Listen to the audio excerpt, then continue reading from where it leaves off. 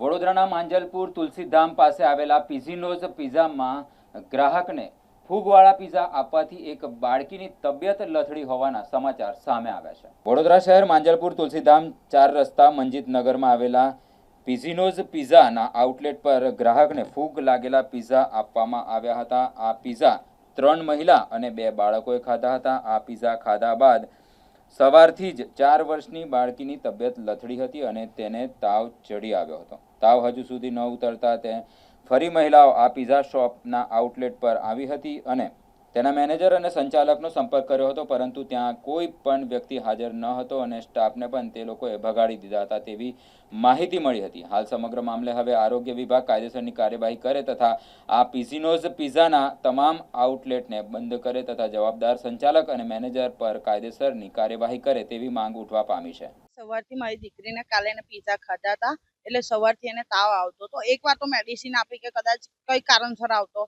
પણ એને તો ફીવર ઉતરતો જ નથી અને લાસ્ટ એને કાલે અહીંયા આગળ જ જમ્યું હતું, એના કારણે જ ફીવર છે। એટલે અહીંયા આગળ ઓનર સાથે વાત કરવા આવી હતી કે મેનેજર, પણ અહીંયા તો આવ્યા ને તો સ્ટાફને બી ભગાડી દીધો છે। મેનેજર ઓનર તો આવવા જ નથી તૈયાર ને મેનેજર પણ પોતે ભાગી ગયા છે। બંને જણને અમે ફોન પર કોન્ટેક્ટ કર્યો તો બંને જણ એકબીજા જોડે કનેક્ટ હતા।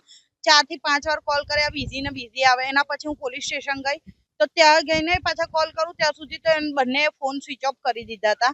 પોલીસ સ્ટેશન જઈને હું આવી કમ્પ્લેન કરાવીને એના પછી અહીંયા આવ્યા ત્યારે પછી ઓનરનો કોલ આવ્યો। ઓનર મને સમજાવે છે કે તમે બોલો શું કરું એમ, તમે કહેતા હોય મને ઓફર આપે છે એમ કે તમે કહેતા હોય તો હું બંધ કરી દઉં આ તે એ રીતે। પણ મારી દીકરીને જે ફીવર આવ્યો છે, આજે અમે 5 જણ હતા, આજે તો દીકરીને ફીવર આવ્યો છે, કાલ ઉઠી અમારે બધામાંથી કોઈને કઈ થયું એની જવાબદારી કોણ લેશે? આજે એને સ્ટાફ ભગાડી દીધો, બધું ભગાડી દીધું, કાલે જવાબદારી લેવા તૈયાર હતો, મને કહેતા જતા રહો, વાંધો ને હું બેઠો છું, આજે ખાલી ફીવર આવવાથી અહીંયાથી ભાગી ગયો તો કઈ મોટી પ્રોબ્લેમ થઈ હોત તો એ શું કરત?